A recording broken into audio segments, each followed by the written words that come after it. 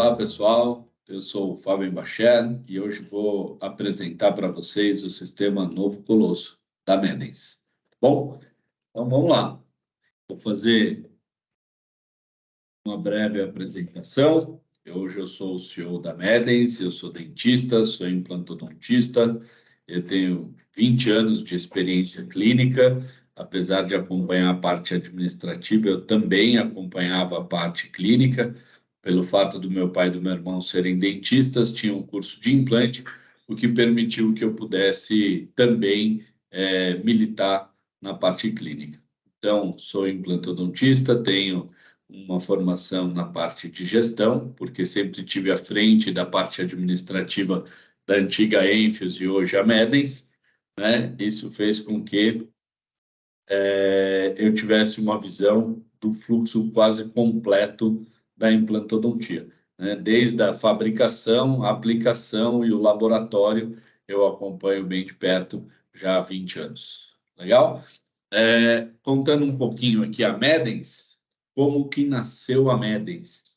A Medens é uma empresa nova, mas com uma experiência muito grande. Porque é o seguinte, a Medens é uma fusão de duas marcas. Então, a Enfios, que é uma contração de Embacher e Filhos, eu sou um dos filhos, por ser um Embacher, é uma empresa voltada para a área de implante há 20 anos. Então, a Enfios, que fabricava, produzia e comercializava os implantes Colosso, se junta com a empresa Aliage, que fabricava, produzia, vendia os implantes Pros. Então, a Medens é a soma dessas duas marcas, nasce a Medens, que hoje administra o sistema Pros e o sistema Novo Colosso. Aliage é o nome da empresa que é dona de todas essas marcas, Magnato sob o aspecto de exportação. No Brasil não é a marca da Aliage, mas Saevo, D700, Denimed, da Biatlantis e Pros são todas marcas da empresa Aliage. Por isso que eu falo que a Medens nasce com a experiência de 20 anos, apesar dela ter 3 anos, porque a Medens foi fundada em janeiro de 2020, né? Uma semana antes do CIOSP, nós assinamos os contratos e assim nasceu a Medens. A Medens está na sua parte produtiva, na mesma planta onde se faz cadeira, tomógrafo, autoclave, etc. Eu vou passar para vocês o vídeo institucional rapidamente para que vocês tenham um primeiro contato, né, com a fábrica. Então, é lá onde fabricamos os nossos implantes. Olá, nós somos a Medens. Vamos contar um pouquinho da nossa história. Somos uma marca que é resultado do processo de fusão entre as marcas Pros e Enfios e atuamos no segmento de implantodontia. Nosso know-how acumulado de mais de 20 anos de experiência faz com que a Medens já nasça com um completo portfólio de produtos na linha de implantes odontológicos nas 3 principais plataformas de mercado.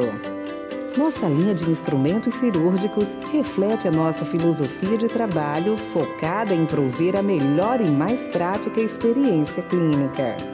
Nosso kit cirúrgico foi pensado para ser o mais completo e prático para o seu dia a dia.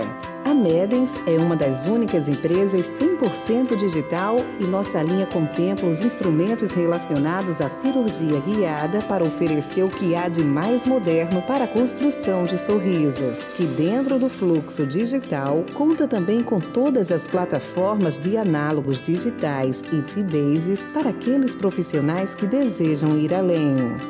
A inovação e a pesquisa estão em nosso DNA e a satisfação de nossos clientes é o que nos movimenta e nos motiva a evoluir sempre na prestação de serviços e certamente vamos surpreender você.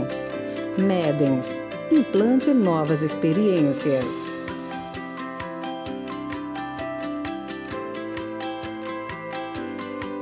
E hoje a Medens trabalha com 4 pilares estratégicos.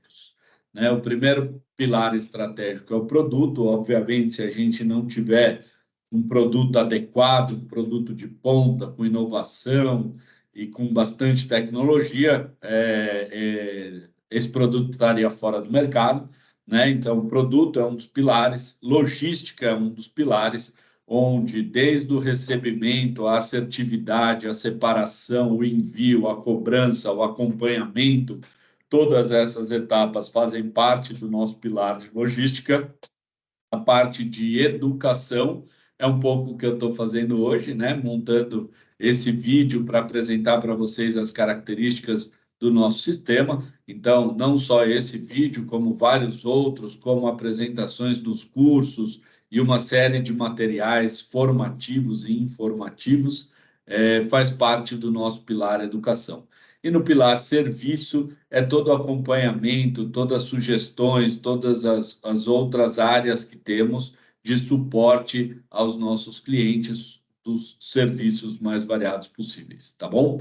Então, esses são os 4 pilares estratégicos. A gente tem uma linha de pesquisa contínua e aplicada, eu falo contínua e aplicada porque nós vamos melhorando a cada análise, a cada tecnologia, a cada descoberta e aplicando isso ao produto. Isso faz uma grande diferença, porque tem muitas marcas que fazem pesquisa, mas por serem uma cópia, ou seja, o meu produto é igual ao do outro, eu não posso aplicar as pesquisas executadas.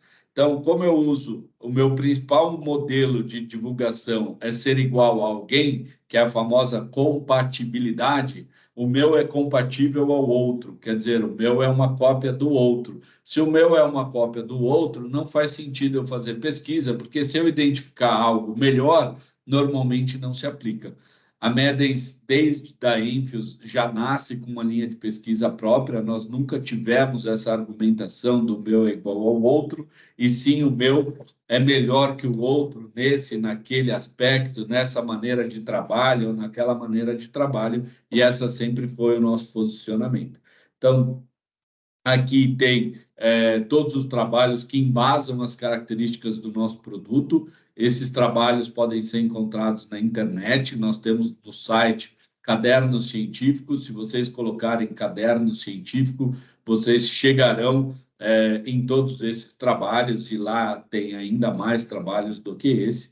E o nosso comitê científico é formado por esses 3 ilustres profissionais, dos quais eu me honro muito de trabalhar ao lado deles, né? Estevam Bonfante é na parte de prótese, ele é da USP de Bauru, o Paulo Guilherme Coelho é da Universidade de Miami e cuida de toda a estruturação da base de pesquisa, e o William Zambuzzi é um biólogo da Unesp de Botucatu, que vem trabalhando junto com a gente já há algum tempo no desenvolvimento de novas superfícies, novas interações, compreender melhor como esse resultado celular acontece junto aos nossos implantes.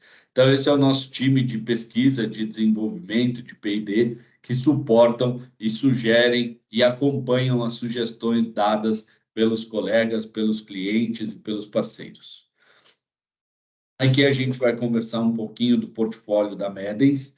Então, vamos começar pelos instrumentos cirúrgicos. Esse é o nosso kit. Aqui numa apresentação bastante resumida e rápida, o ponto principal dele é a praticidade. O mesmo kit cirúrgico, a gente instala todos os sistemas da Enfios, desde o conimórcio, os hexágonos externos, hexágonos internos e os implantes de corpo único. Além de ter as chaves de colocação de parafuso, tapa-implante, cicatrizador. Então, ele pode ser considerado um kit cirúrgico e protético para o sistema de implantes da Medens. Vocês vão ver que uma das características da Medens é a praticidade clínica, entre elas um único hexágono. Por isso que eu falo que esse kit pode ser um kit protético, porque todos os hexágonos dos nossos parafusos são de um. A gente não tem o hexágono 0,9, 1,0, 1,2, chave quadrada, quadrada maior, menor e etc. Isso faz com que a praticidade clínica seja percebida no dia a dia dos nossos clientes. Eu vou falar um pouquinho de cada um dos itens para que a gente entenda não só a aplicação, mas os motivos pelos quais esses produtos foram feitos. Então, essa parte que está em destaque, que vocês conseguem ver, um quadrado em volta, são as fresas. Elas estão identificadas por um código de cores, onde a cor roxa identifica os implantes de 3,5, a cor amarela, os implantes de 4 e a cor azul, os implantes de 5 milímetros. Tá bom? Então, toda essa sequência de fresagem é uma sequência contínua para que nós possamos instalar os implantes nesses diferentes diâmetros, diferentes tamanhos de implante. Vocês vão observar que as nossas brocas têm uma geometria um pouco diferente das demais brocas do mercado. Todas as nossas brocas, como demonstram aqui o desenho, ela tem a parte apical menor do que o corpo da broca. Por que isso? Porque ela é uma broca piloto, ela facilita a perfuração contínua no seu caso clínico, sobretudo em 2 momentos clínicos, né? O primeiro momento clínico que isso faz muita diferença é numa implantação imediata em bateria anterior superior. Então, eu tirei o dente e vou pôr o implante no mesmo ato cirúrgico. Quando eu faço a extração dental, o recomendado para o melhor posicionamento do implante é que essa perfuração seja feita na tábua palatina do alvéolo. E, normalmente, essa tábua palatina, a broca acaba deslizando para o fundo do alvéolo. E, com essa geometria, é mais fácil manter o posicionamento ideal da broca, sobretudo nesse caso clínico que eu contextualizei, de uma implantação imediata na bateria anterior superior. Uma outra vantagem que essa geometria de broca traz é no aproveitamento da tábua óssea, né? Então, quando nós estamos numa utilização de uma tábua óssea, onde a tábua vestibular já está mais delgada, ou seja, eu vou passando brocas sucessivas até chegar no momento que eu tenho ali 0,5 milímetro, 0,25 milímetros de tábua vestibular da minha perfuração. Normalmente, quando a gente vai passar a última broca, eu aciono o contra-ângulo, aquela vibração do início da rotação bate na tábua vestibular e aquela tábua vestibular vem a fraturar. Né? Não estou dizendo que esse modelo de broca não fratura a tábua vestibular e nem estou dizendo que a espessura de 0,25 ou 0,5 é ideal, eu só estou contextualizando para demonstrar que essa geometria de broca facilita no transoperatório, evitando intercorrências indesejadas, tá bom? Então, isso são 2 características, 2 diferenciais dessa geometria. E aí, como a nossa broca tem essa geometria, o que aconteceu com os implantes? Eles também, no seu ápice, 3,5 milímetros, né? Assim como a broca que vocês estão vendo, eles também têm o ápice cônico. Então, os últimos 4 milímetros do implante, 3,5, sendo mais preciso, ele tem uma leve conicidade. Ele acompanha a geometria da broca. Então, vocês vão ver que a macrogeometria ela tem um corpo cilíndrico com o ápice cônico. Então, essa é a primeira característica da nossa macrogeometria, onde nós conversaremos à frente mais 2 aspectos. Tá bom? Então, isso é o que forma um sistema de implante. O que eu quero dizer com isso? Quero dizer que as brocas conversam com os implantes, que, por sua vez, conversam com os pilares, que, por sua vez, conversam com os parafusos, e todo esse conjunto forma um sistema de implante, porque um está diretamente relacionado ao outro. Um foi feito, o projeto foi considerado um para o outro. Toda vez que eu troco esses atores, eu perco a minha previsibilidade. Eu não estou dizendo que não dá certo, eu só estou dizendo que quando nós, da indústria, fizemos a broca, a gente considerou o implante na geometria da broca. Quando nós formos fazer os pilares, nós vamos considerar o desenho do implante e considerar o pilar. Ou seja, sempre um está diretamente relacionado ao outro, e quando eu troco algum ator desse conjunto, eu caracteriza o sistema de implante, uma etapa feita para outra. E essa é a geometria do nosso implante. Então, como eu já disse, ele tem o corpo cilíndrico, o ápice cônico. Vocês vão ver que a parede da espira, a ponta da espira, ela é trapezoidal, para que essa rosca seja mais compactante do que cortante. O passo de rosca ele é irregular, ou seja, essa distância inicial de um filete para o outro é diferente das roscas subsequentes, né? Isso faz com que a cada volta o implante passe por um novo caminho. Eu não tenho o mesmo caminho como um passo de rosca regular dos parafusos convencionais, né? Essa foi uma mudança na nossa macrogeometria que permitisse uma maior estabilidade primária, que nós vamos compreender melhor quando falarmos da técnica cirúrgica. Então, para finalizar, a nossa macrogeometria, corpo cilíndrico, ápice cônico, passo de rosca irregular, filete de rosca trapezoidal, e vocês vão ver que tem um passo de rosca duplo. Isso faz com que o implante desça muito mais rápido do que os implantes com passo de rosca simples e os filetes convencionais. Esse é o padrão da nossa macrogeometria. Ainda no nosso kit a gente tem uma régua, aqui é só uma colinha, né? Quando nós vamos fazer a perfuração e não sabemos identificar exatamente qual a gravação da broca que deva ser usada, aqui tem todos os comprimentos de implante que nós dispomos hoje no nosso arsenal terapêutico, e a hora que eu identificar o comprimento do implante que vai ser utilizado, eu sigo uma dessas gravações. Ainda no nosso kit, né, a sequência aqui de fresagem, nós temos a broca-lança, que é sempre quem vai iniciar a perfuração. Depois da broca-lança, nós vamos instalar os paralelômetros. Os paralelômetros, eles não vão até o final, como vocês podem ver, né? A broca é pontuda, o paralelômetro é redondo. Então, não adianta ficar apertando, falando, mas não está descendo. Não vai descer. Ele é só para te dar uma referência de posicionamento tridimensional, para você, antes de aumentar a perfuração, identificar se a broca, se a posição do furo está correta. E o que define uma perfuração correta? O que define uma perfuração correta é a prótese, porque o implante é uma cirurgia pré-protética. Ninguém deseja o parafuso, todo mundo deseja a coroa. Então, eu tenho que, antes de começar a minha perfuração, identificar o melhor posicionamento daquela coroa, da prótese que vai ser feita, para aí sim eu ver o melhor posicionamento do meu implante. Então, para que eu saiba se o posicionamento do meu implante está correto ou não, eu tenho que ter definido a minha prótese.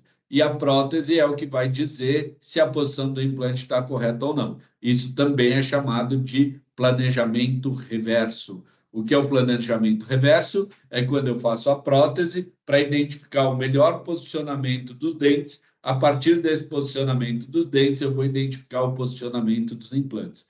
Assim, eu consigo identificar se a angulação do meu implante está adequada utilizando os paralelômetros, tá bom? Depois do paralelômetro, eu vou fazendo furos sucessivos, eu vou ampliando o diâmetro da minha perfuração, né? Sempre passando uma broca em seguida da outra, para que cada vez eu tire quantidades pequenas de osso. Isso vai fazer com que eu controle melhor a precisão da minha perfuração e eu tire quantidades menores de osso para que eu gere menor atrito. Menor atrito, eu estou, consequentemente, gerando menor calor. Isso faz com que a resposta esperada, que é a osseointegração, aconteça. Então, dentro aqui do meu protocolo cirúrgico, nós vamos passar as brocas até chegar no diâmetro eleito do implante, sucessivamente maiores. Começo com a broca-lança, 2,5, 2,8, 3,2, 3,5, 4,8. Depende do diâmetro do implante e do tipo de osso. Mas eu não posso pular as brocas? Pode, mas não deve. Né? Se quiser pular, por sua conta e risco. Não é a nossa indicação. Por que não deve? Porque à medida que eu vou fazendo sucessivos furos, eu tenho possibilidade de corrigir, né? Se eu acho que está numa posição não tão adequada, em vista da prótese que vai ser feita, eu corrijo, e também eu vou fazendo perfurações de menor remoção de osso, faz com que eu tenha um maior controle na precisão da minha perfuração e também um menor atrito, o que vai gerar menos calor. Por esse motivo, a nossa recomendação é que as perfurações sejam feitas com a totalidade das brocas existentes nos kits. Legal? Eu ponho aqui uma análise que é só um alerta. É sempre importante, quando eu vou mudar do diâmetro de implante de um para o outro, eu faço uma rápida análise. Essa análise consiste em olhar se o implante está muito perto do dente, se dois implantes estão muito próximos. Por que isso? Porque depois que eu passo da broca 3.2 e uso a broca 3.5, eu já não posso mais voltar na broca 3.2. Então, se eu percebo isso na minha última broca ou na penúltima broca, eu já não tenho mais o que fazer. Então, é sempre melhor, à medida que eu vou mudar de diâmetro do implante, é 10 segundos, é coisa rápida, para e analisa. Essa análise muitas vezes vai te tirar de uma complicação, de uma dificuldade, de algum problema que vocês venham a ter clinicamente, tá bom? Depois nós temos os machos de rosca. Esse macho de rosca, ele tem a indicação para quando eu estou fazendo um torque muito excessivo, ou seja, maior que 70 newtons, quando a força que eu estou fazendo para instalar o implante é maior que 70 newtons, a nossa recomendação é que você tire esse implante, passe o macho de rosca para que ele desça com um torque, porque forças superiores a 70 newtons podem levar ao espanamento do hexágono de instalação, ou seja, aquele implante vai ficar no meio, ele não vai nem para frente nem para trás, né? E nesse sentido, o macho de rosca vai preservar a integridade do hexágono e permitir que ele desça com resistência, tá bom? Então, é para isso que serve o macho de rosca, sobretudo nos ossos tipo 1, né? E falando em tipo de osso, aqui a gente chega nas nossas recomendações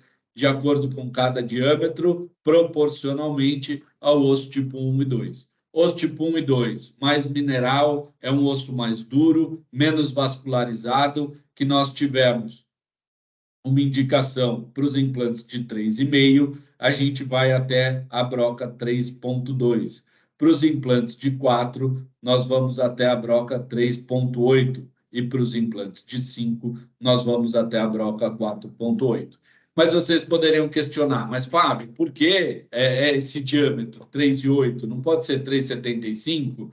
Não pode ser 3,7? Não pode ser? Pode, tem um monte de coisa que pode. Mas o que nos levou a essas medidas é exatamente esse trabalho que eu vou mostrar para vocês, no sentido da técnica cirúrgica. Então, vamos lá. Na técnica cirúrgica, esse é o trabalho, né, que nós fizemos para analisar qual o diâmetro da broca. Então, esse trabalho foram implantes 4x10, broca 3,2, brocas 3,5, 8, como sendo a última broca de cada protocolo cirúrgico. Eu fiz aqui um esquema para que vocês compreendessem. Então, quando eu passo a broca 2,8, 3,2 e ponho um implante de 4x10, tudo que vocês estão vendo em azul é a área de interferência, ou seja, o implante é maior do que o furo que foi feito. Ele vai precisar entrar sob pressão. Quando eu aumento a perfuração, faço uma broca de 3,5, eu diminuo a área de interferência. E a hora que eu passo a última broca, como a broca 3,8, eu diminuo ainda mais a área de interferência e crio esse espaço. Esse espaço são as câmaras de osso-integração. O que é uma câmara de osso-integração? É a relação entre a técnica cirúrgica, ou seja, o diâmetro da minha última broca, e a macrogeometria do meu implante, o da espira. Eu tenho que, nessa proporção, criar um espaço que cria a câmara de osso-integração, criar um espaço que é chamado de câmara de osso-integração. Então, todo o nosso desenvolvimento foi pautado exatamente nessas características. Por quê? Porque o passo de rosca duplo, perfil trapezoidal e passo irregular é para aumentar a estabilidade primária dos nossos implantes, mesmo numa perfuração de maior diâmetro. Eu posso chegar próximo do diâmetro do meu implante, como a gente está vendo aí, 3,8 para um implante de 4,0, ou seja, eu tenho 0,2, 0,1 de cada lado de interferência, mas, por outro lado, nós abrimos mão de algumas características de macrogeometria para que eu recuperasse essa estabilidade primária. Então, o que nós buscamos foi uma estabilidade primária relativamente alta, pela modificação da estabilidade primária, sem a necessidade de compressão óssea, que é o resultado que nós vamos ver desse trabalho a seguir. Tá bom? Então, aqui é um ponto super importante para entender como o nosso foi desenvolvido, foi projetado. Esse trabalho já está publicado, ele é de 2002, já é um pouco antigo, mas foi quando nós idealizamos, né? Foi antes, porque até publicar leva algum tempo, mas foi quando nós idealizamos essas características. O que não foi surpresa para ninguém é que quanto menor o furo, maior a estabilidade primária, né? Se eu faço um furo pequeno, entro com uma área de interferência alta, esse implante entra esmagando o osso, porque ele precisa abrir espaço para ele entrar. Quanto mais ele precisa esmagar e abrir espaço, maior a resistência que eu tenho. Então, claro, quanto maior essa interferência, maior a estabilidade. A hora que eu diminuo a interferência, eu diminuo a estabilidade. Mas a parte interessante é a parte biológica. Então, aqui vocês vão ver as histologias feitas em 2 semanas, as histologias feitas em 4 semanas, na linha de baixo. Protocolo cirúrgico A foi aquele feito com as brocas 3.2. Protocolo cirúrgico B foi aquele feito com as brocas 3,5 e protocolo cirúrgico C foram os protocolos onde usamos a última broca 3,8, tá bom? Então, aqui o que vocês estão vendo em preto é o perfil do implante, né? É o meio da espira de um implante. E aqui a gente pode ver um osso que está diferente desse. Aqui um osso já organizado, um osso maduro, e esse osso todo apertado, esmagado. Logo, quando ele foi comprimido, os vasos, a alimentação que chega para essa célula também foi isquemiada. Logo, esse osso vai sofrer uma isquemia, uma necrose, uma fagocitose, que em 4 semanas a gente já vê essa área sendo, né, limpa daquele osso que inicialmente foi apertado e posteriormente precisa ser substituído. Na técnica com a última broca 3,5, isso também aconteceu. Essa compressão aqui, ó, também aconteceu. Esse osso também precisou ser substituído. Já nas brocas 3,8, a gente consegue ver aquilo que estava no esquema. Essa linha por onde passou a broca, aqui é o fundo da espira do implante, e esse espaço todo é a câmara de cicatrização. Dentro dessa câmara de cicatrização, no ato cirúrgico vai ser preenchido por sangue, e o sangue é o início de todas as respostas, né? E em 4 semanas, tudo aqui que vocês veem em roxo já é o início de uma atividade celular. Ou seja, a resposta da broca 3,8 acontece mais rapidamente do que nas brocas 3,2 e 3,5. Mais precisamente, eu vou falar a seguir, quase 10 vezes mais rápido a formação de osso na broca 3,8 do que na broca 3,5 e 3,2. Por que isso? Porque 3,5 e 3,2 eu preciso isquemiar, necrosar, fagocitar para neoformar. Na broca 3,8, esse coágulo já começa no ato cirúrgico toda a cadeia de resposta, né? Eu vou formar ali rede de fibrina, eu vou formar as plaquetas, toda a quimiotaxia, células indiferenciadas, diferenciação celular. Eu já começo a resposta muito mais rapidamente, consequentemente, tem uma formação de osso no curto prazo mais rápida. Eu não estou dizendo que isso não dá certo, né? Que esse osso aqui não vai ser formado. Se isso fosse verdade, as cargas imediatas não aconteceriam. Então, quando eu comprimo o osso para aumentar a estabilidade primária, também vai dar certo, mas numa condição diferente. A gente precisa entender que são dois tipos de respostas diferentes, né? Uma, eu vou ter um modelo de resposta e nas câmaras eu vou ter outro modelo de resposta. A gente precisa entender o que é melhor para o nosso paciente, né? Adequar a essa característica para a indicação clínica do nosso paciente. Então, continuando na osteointegração aposicional, que é o nome dado para esse osso que foi isquemiado, vai acontecer de 2 a 5 micrômetros de formação óssea por dia, enquanto nas câmaras 30 a 50 micrômetros por dia, né? Aqui é só um caso clínico mostrando a formação. E esse trabalho, né, também é um trabalho de câmara de osteointegração, que é bastante interessante, mostra aqui a formação de um vaso dentro da câmara. Isso é bastante desejado, porque os nossos pacientes, ao longo do tempo, ganham força, e quanto mais eu tiver nutrição, vascularização próximo desse osso, melhor será para ele se remodelar nas condições do novo estímulo. Então, para demonstrar esse novo estímulo, esse trabalho é da literatura, não é com o nosso sistema, mas ele mostra, essa legenda também foi eu que pus, dentadura velha, dentadura nova, 2 meses e 3 anos, né? Então, no D1, eu tenho um par de próteses totais, bimaxilares. No 2, eu substituo essas próteses totais por próteses totais bimaxilares novas e tenho um ganho muito pequeno de força, né? Tanto na máxima quanto na MIC, ambos têm uma força, um ganho relativamente baixo.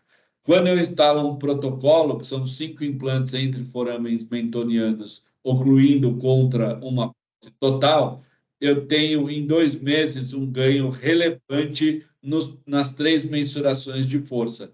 Eu tenho um aumento da minha eficiência da força. 3 anos depois, eu tenho um aumento de força mastigatória. O que é eficiência e força? Eficiência é o aproveitamento da força que eu já tinha. Quando o paciente tem 2 próteses bimaxilares, ele está mastigando em cima de um rebordo resiliente, que é a fibromucosa, com uma prótese inferior que tem baixa estabilidade. Então, a força muscular do meu paciente não é o suficiente para transferir para o alimento e triturar esse alimento, porque parte da minha força muscular ela vai se dissipar na resiliência do tecido mole, né, da gengiva, da mucosa, e eu vou transferir para o alimento uma força menor, o que muitas vezes não é capaz de triturá-lo. Quando eu ponho um Denemark clássico, eu estou estabilizando a prótese inferior, que já era instável, e tirando a resiliência da fibromucosa. Ou seja, a força que eu tinha vai ser melhor distribuída para o alimento, melhor aproveitada, porque eu não tenho perda na dissipação do tecido mole e esse alimento vai ser triturado. Então, eu tenho um aumento da minha força, da mordida, eu tenho o alimento da máxima força, e isso vai fazer com que eu coma cada vez mais, me alimente cada vez mais e vou exercitando a minha musculatura, o que faz com que em 3 anos eu tenha ganho de tônus muscular, eu tenho hipertrofia muscular. E essa hipertrofia muscular faz com que os nossos pacientes mordam cada vez mais forte, e essa força de mordida, que é gradativamente crescente, vai ser dissipada nos seus implantes. Por isso que eu digo, a implantodontia é um problema imediato e não imediato. Porque colocar o protocolo e na churrascaria tá fácil, o paciente vai adorar você na semana seguinte, porque ele consegue mastigar o que ele nunca conseguiu nos últimos anos. Agora, manter esse trabalho 5, 10 anos depois, esses implantes bem posicionados, estáveis, com nível ósseo mantido, já não é tão simples assim. Porque à medida que o meu paciente ganha força, eu preciso criar uma condição que o meu osso responda à altura. E nesse caso, as câmaras de osteointegração está aqui do mesmo trabalho, um implante 13 anos em função, né? As câmaras propiciam uma maior probabilidade de vascularização dentro das câmaras e essa vascularização vai nutrir de maneira mais eficiente o osso adjacente à interface, permitindo que ele remodele aos novos estímulos funcionais que são progressivamente maiores. E foi por esse motivo, do curto, do médio e do longo prazo, que no nosso desenvolvimento nós preconizamos a formação das câmaras de osso-integração, para que essas câmaras de osso-integração permitam, no curto prazo, uma velocidade de formação óssea mais rápida, no médio e no longo prazo, a maior probabilidade de formação de vasos sanguíneos no osso dentro das câmaras, que permitam uma melhor nutrição do osso adjacente à interface, para que esse osso se remodele aos novos estímulos que são progressivamente maiores. Isso faz com que os implantes tenham, ao longo do tempo, uma duração maior. Essa foi a base do nosso desenvolvimento. Para que isso aconteça, nós precisamos aumentar o diâmetro da perfuração e criar a relação entre técnica cirúrgica e macrogeometria. Essa relação de técnica cirúrgica e macrogeometria permitiu que fosse feita a câmara de osso-integração. Para que a estabilidade primária fosse compensada, nós mudamos a macrogeometria com um passo de rosca irregular, filete de rosca trapezoidal e o passo de rosca duplo. Essa combinação permite uma estabilidade primária alta, mesmo num diâmetro de perfuração maior, para a formação de câmara de osso-integração. Perfeito? Foi esse trabalho que nos permitiu a definição do protocolo cirúrgico para osso tipo 1 e 2, a última broca proporcional ao diâmetro do implante, levando em conta o fundo da espira, para que seja formada a câmara de osso-integração. Já nos ossos tipo 3 e 4, a nossa recomendação é uma broca menos. Então, vocês vão ver que o nosso kit é composto por 4 momentos. Primeiro momento, as 2 primeiras brocas, definição do ponto de implantação e correção. Definir o ponto e corrigir, passei as 2 primeiras brocas. As próximas 2 brocas, é osso tipo 3 e 4 ou é osso tipo 1 e 2? Se for osso tipo 3 e 4, eu já paro na terceira broca para um implante de 3,5. Se for osso tipo 1 e 2, eu vou até a 4ª broca. No implante de 4, se for osso tipo 3 e 4, eu paro na primeira broca que vocês vão ver lá, amarela, porque é a primeira broca do implante de 4. Se for implante de 5 para osso tipo 3 e 4, eu vou parar na primeira broca, e isso faz o nosso protocolo de perfuração para ossos tipo 3 e 4, que muitas vezes vocês poderiam questionar, mas não vai comprimir osso, uma vez que eu estou parando uma broca menos? No osso tipo 3 e 4, que tem um trabeculado ósseo mais espaçado, que a gente tem um osso mais vascularizado, essa compressão não é tão relevante quanto nos ossos.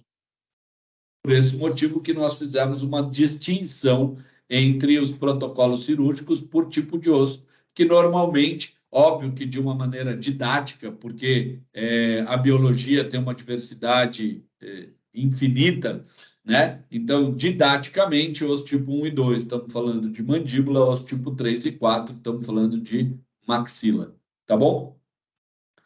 Continuando os nossos torquímetros, vocês vão ver que a engrenagem do torquímetro pode ser usada para chave bidigital. Então, aqui a chave bidigital vai encaixar dentro do torquímetro para que eu possa usar ele como torquímetro quando puxo pela haste. Essa haste mede a força que eu estou fazendo, ou ele pode ser chave de catraca, quando eu puxo pelo cabo, que não mede a força que eu estou fazendo. A nossa recomendação é sempre usar o torquímetro, porque quando eu não meço, eu posso estar fazendo uma força excessiva e acabo comprometendo, né, a integridade do hexágono, daquilo que eu estou instalando, sem saber a força que eu estou fazendo. Tá bom?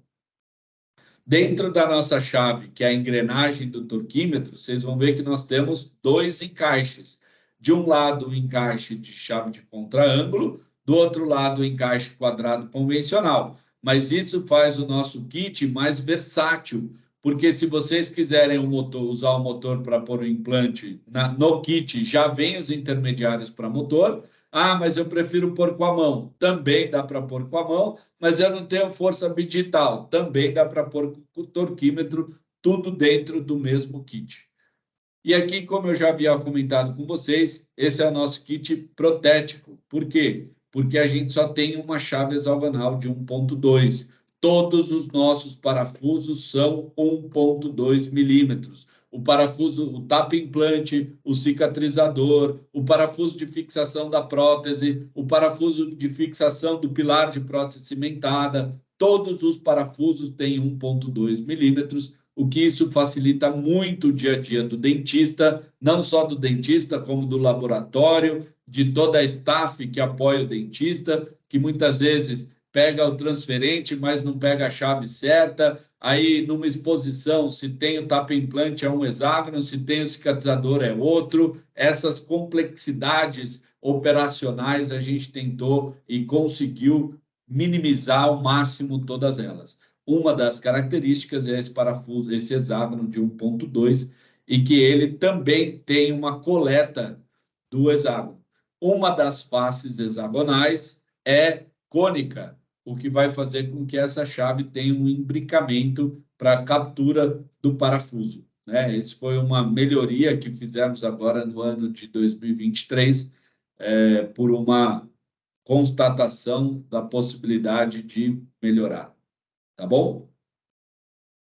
Ainda falando do kit, o que está dentro desse quadrado são todos os nossos intermediários, né? Para instalar os implantes Cone Morse, os implantes HE, os implantes HI e os implantes corpo único.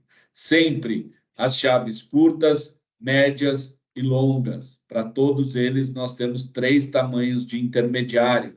Normalmente, né, os curtos para a bateria posterior, os longos para as baterias anteriores, e a gente faz essa adequação àquilo que o paciente necessita. Todas as nossas curtas e longas com encaixes quadrados e os intermediários médios com encaixe de contraângulo, que também pode ser encaixados nas nossas chaves bidigitais. Então, aqui a chave de Cone Morse, aqui a chave de hexágono externo. Vocês vão ver que tem um torque interno, porque o nosso implante de hexágono externo é de torque interno, para que na instalação do implante eu não submeta o hexágono, que vai ser referência da prótese, a um torque excessivo. Então, quando eu uso o hexágono para instalar o implante, numa prótese unitária, por exemplo, eu posso ter o aumento da soltura de parafuso. Para que isso não aconteça nos nossos implantes, nós temos o torque interno. Eu ponho o implante pelo hexágono de dentro e ponho a prótese no hexágono de fora. Já o de hexágono interno, né, é um intermediário de torque interno, e aqui os intermediários de corpo único, que são implantes de 2,5 ou 3,0 de diâmetro, embora ele tenha implante e pilar no mesmo corpo. Vamos falar mais para frente. Aqui o prolongador de broca, não tem muito segredo, é um prolongador de fácil uso, tem uma borrachinha de fixação da broca para quando eu for fazer implantações inferiores, não ter perigo da broca cair. Aqui são os paralelômetros, nós temos 6 paralelômetros com cores proporcional aos diâmetros do implante. Então, roxo, 3,5, amarelo, 4, azul, 5. Aonde que está esse diâmetro? Aqui, ó, na haste. Então, esse diâmetro, 3,5, 4 e 5. E por isso que nós temos 2 de cada. Porque já na broca lança, eu posso colocar os paralelômetros um ao lado do outro e medir a distância que eles estão.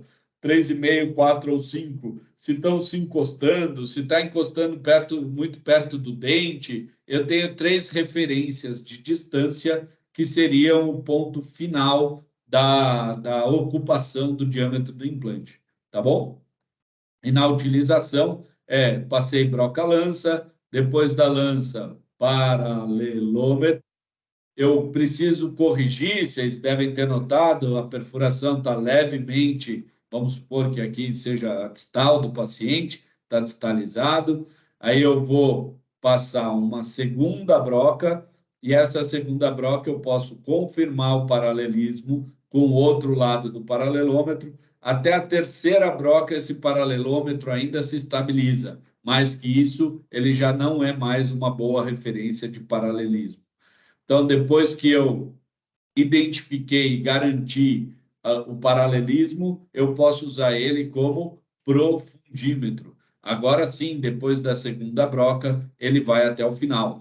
E o nosso profundímetro tem uma característica bastante interessante, principalmente quando eu faço cirurgia flapless, que nem sempre é a melhor indicação, é um caso bastante específico e normalmente para profissionais mais experientes, quando eu não abro o retalho e preciso ver o nível ósseo. Se vocês observaram, o nosso profundímetro, ele não só tem a gravação a laser, mas ele tem um degrau mecânico, o que permite identificar essa profundidade pela radiografia, porque vai ficar uma imagem radiográfica do perfil do paralelômetro que permite a sua medição, o seu acompanhamento dentro daquele caso. Tá bom? Então, essa é a característica do nosso profundímetro.